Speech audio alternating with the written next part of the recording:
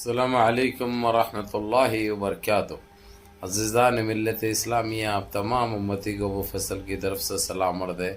گھر میں بڑی پردہ نشین عزت دار ماں اور بہنوں کو وہ فصل کی طرف سے سلام عرض ہے۔ بہرحال اللہ سے امید ہے آپ لوگ خیریت سے ہوں گے، اللہ کی حفاظت میں ہوں گے۔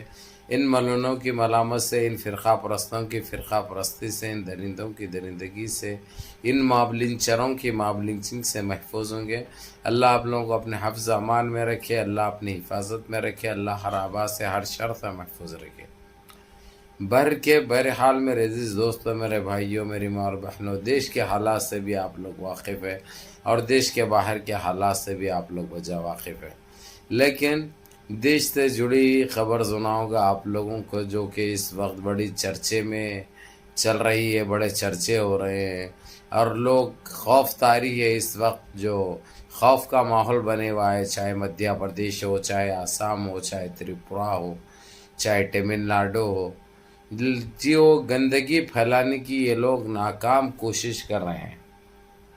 یو پی سے شروع ہوا ہے گنجوٹی، گنجا، ٹخلا، ٹکلو ٹکلو ٹکلو ٹکلو ٹکلو ٹکلو تیری جنپت کا انڈاری، کیسا بیج ہے یہ، قد گڈا، منہ بڈھا، چہرہ دیکھو اس کا، دیکھے تو جیسا ٹٹی نہیں آتی کئیوں دنوں تک، لیکن وہی گندگی، وہی وحیائی باتیں، وہی شر پسندی باتیں، وہی دیش کو بانٹنے کے باتیں، وہی سب منتشر کرنے کے باتیں سب کو۔ بہرحال اب اس کی اس گندگی سے عوام توجہ نہیں دے رہی، اور نہ تو جو ہے سو ان کے ارادوں میں کامیاب ہو رہے، کیونکہ یہ ایک ایسا بیج ہے بول کے پتہ چل گیا جو ہر طرف گندگی پھیلاتا ہے۔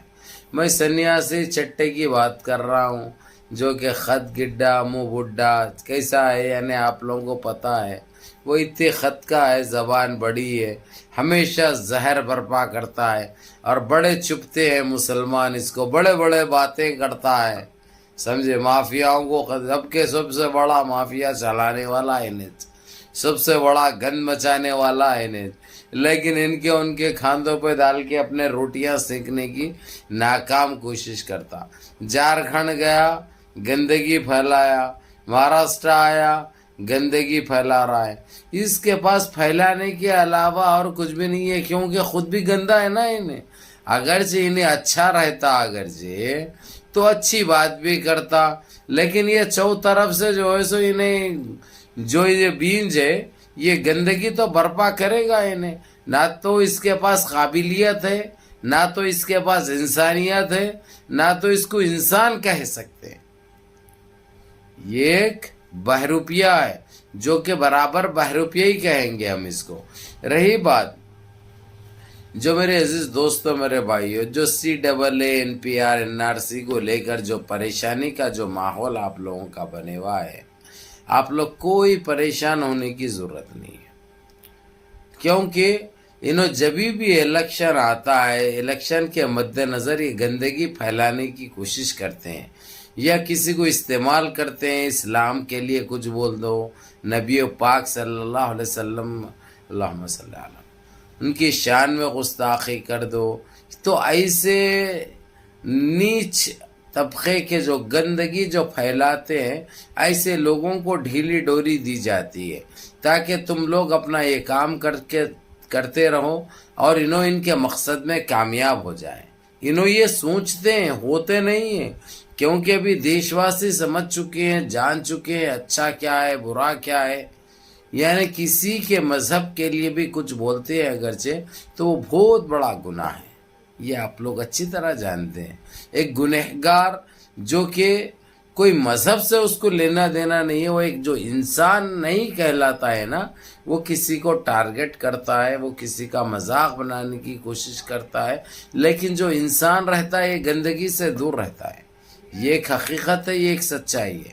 میرے عزیز دوستوں، میرے بھائیوں، میری ماں اور بہنوں، ہمارے کو جو ہے سو یہ لوگ ہر اذیتیں، تکلیفیں دینے کی ناکام کوشش کر چکے ہیں ماضی میں، آپ لوگوں کو اچھی طرح پتہ ہے، اور یہ کر رہے ہیں، اور ان کو کرایا جاتا ہے باضابطہ کہ تم یہ کرو، یہ تم کو کچھ فائدہ حاصل ہوگا، تو ان کو فائدہ حاصل ہوگا. ان کو فائدہ کیا ہے؟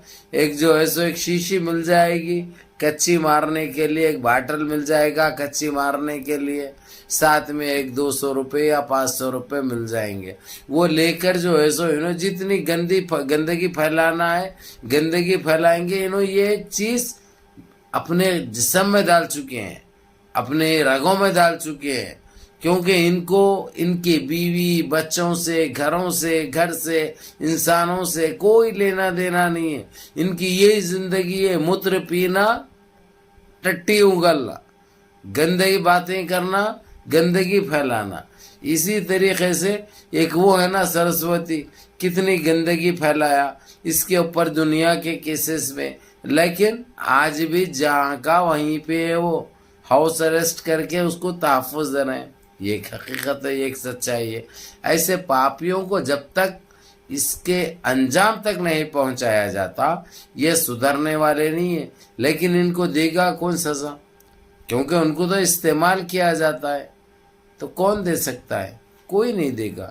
اس لیے تیری بھی چپ میری بھی چپ. جب ضرورت پڑتی ہے تیرے کو ہم استعمال کرتے ہیں، جب ضرورت ختم ہو گئی تو ہم ناک کے نٹ کے ویسا نکال کے پھینک دیتے ہیں. لیکن اب یہ حاصل کس کو کیا ہو رہا ہے؟ نقصان کس کو ہو رہا ہے؟ نقصان اب کوئی سمجھدار ان کے بہکاؤ باتوں میں آنے والے نہیں ہیں. یہ ایک حقیقت ہے، یہ ایک سچائی ہے. تو میرے عزیز دوستو، میرے بھائیوں، آپ لوگوں کو یہی کہے گا یہ آپ کا بھائی، ان چیزوں کے اوپر توجہ مت دو. اب جس طریقے سے NRC کا جو مسئلہ جو آسام، تریپورہ، مدھیہ پردیش، گجرات میں جس طریقے سے ہو رہا ہے، یہ ایک سوچی سمجھی پلان کے تحت ایک سازش رچی جا رہی ہے. تو اس میں آپ لوگوں کو سوچنے کی یا ہیبت کھانے کی یا فکر کرنے کی کوئی ضرورت نہیں ہے. یہ سب 4 دن کیا رہتا ہے ان کا، 5ویں دن انہوں خود بھول جاتے. یہ جب بھی الیکشن آتا 5 سال میں ایک مرتبہ یہ گندگی پھیلانے کی کچھ دنوں کے لیے کوشش ضرور کی جاتی ہے.